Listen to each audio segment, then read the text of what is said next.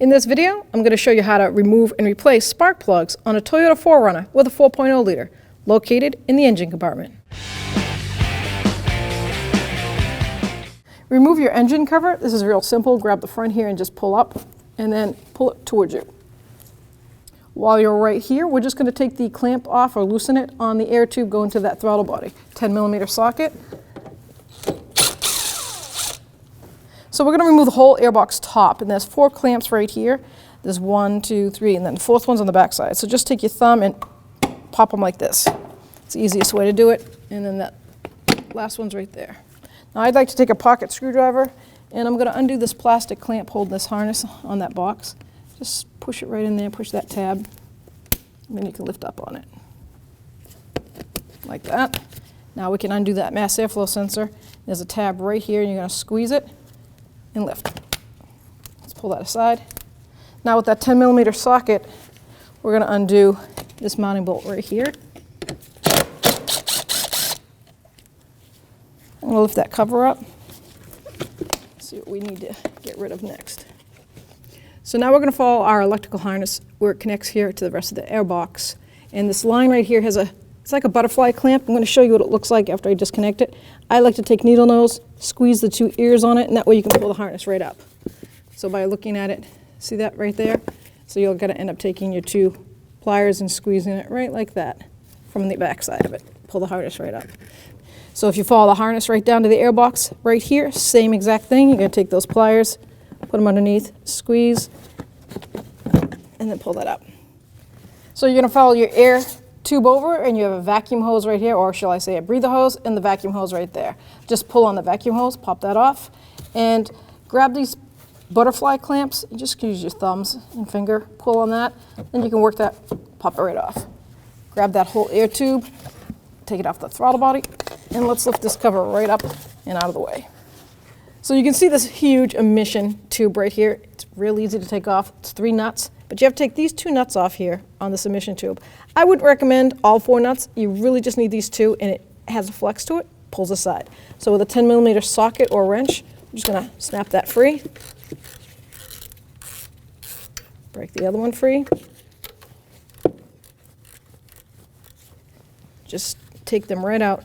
Now the gasket does have a little tab on it so it stays in place, but I'm going to tell you from experience on the other side, take the gasket off. In theory it should stay.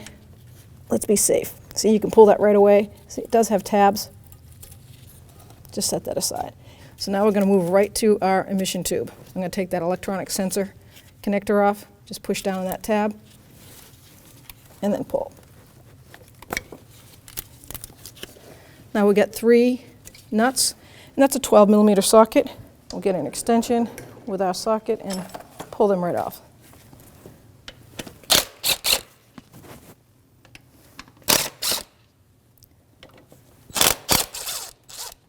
This is the hardest one to get to, this coil, but it's really not hard at all once you take this emission tube and valve out of the way. Now you can just lift that up and pull it right over here, right out of the way. And there is our 3 ignition coils and spark plugs underneath. So I'm going to do the center spark plug for you, so that's the most difficult one obviously because it's under that emission valve. So we're going to just connect the coil connector. You have this black little tab right here. I like to take a pocket screwdriver just to make it easier for me. Sometimes you can pull the tab or just give it a little help right there. Now this mounting bolt is a 10mm socket. We're going to take that out of the way. Then we can lift that coil up. Obviously you want to make sure there's no debris that's going to fall down in there. I like to examine each coil when I take it out. I'm looking for black marks, brown marks, anything that's burnt and that electricity is coming out, which this car doesn't have any misfires. It's just a maintenance. Now with an extension and a 5/8 spark plug socket, I'm going to lower it down. I'm going to loosen this spark plug.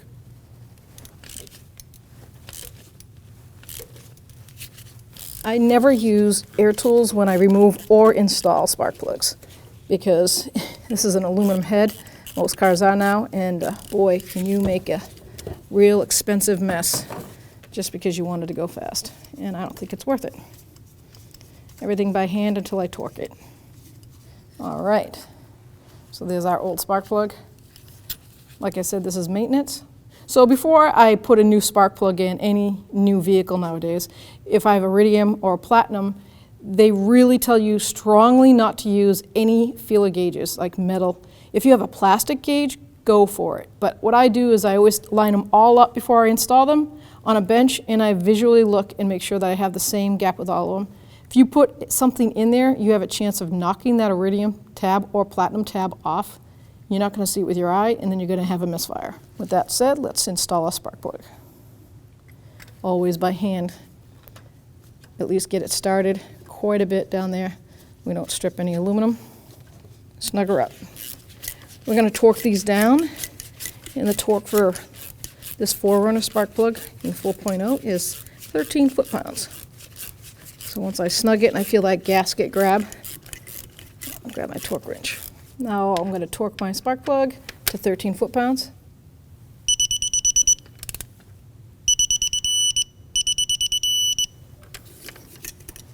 So some people say put silicone on the connector. I don't like to put silicone on the actual spark plug.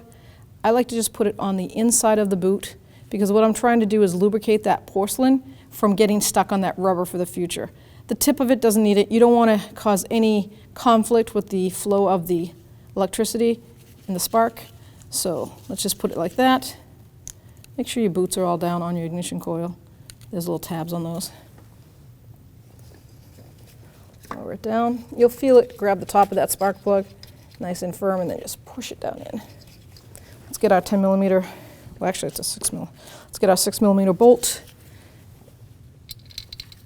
Start that by hand.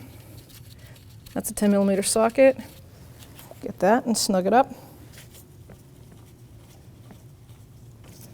Now the torque on the coil mounting bolt is 7 foot-pounds. That 10 millimeter socket, we're just gonna tighten it right up. Grab your electrical connector, give it a quick exam, make sure everything looks great. Like I said, maintenance, no ignition code or running condition. Nice click. Now you're ready to do the other two, then we'll put that emission valve back on.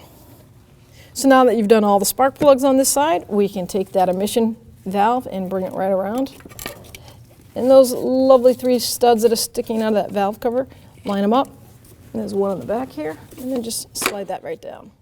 Now before I go bolting anything, I'm going to put my emission tube on. So this gasket has these 4 little hooks on it, I showed them to you earlier. Goes this side, click them right on that tube. Now what I did like to practice here is don't put the nuts on, because now I can lift this valve up and line the threads up without stripping anything. It's done by hand, nice and smooth. I know that one's in, felt it go nice and easy. Get that other one. Now I'm not taking any chances by mounting that first, then trying to do this tube and stripping that. It's not exactly what you want to do. Make sure that they're not cross-thread. All right, I know that's perfect, so is this one. All right, now we can get those 3 mounting nuts.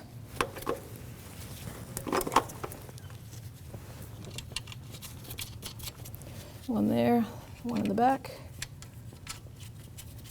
and one in the front here. That's a 12 millimeter socket, and I'm just going to snug them because there's a torque spec to them. Just bottom them out. Let's get our torque wrench. It's 15 foot-pounds set for that.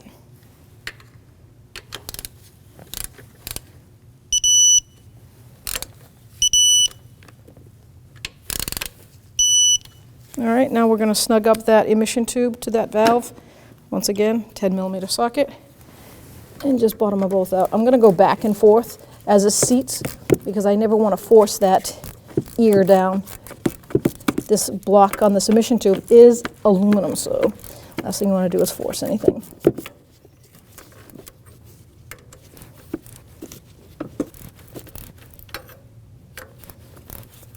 I bottomed that one out. Now we'll just snug this one up and we'll torque it. The torque is kind of light. It's only 7 foot-pounds.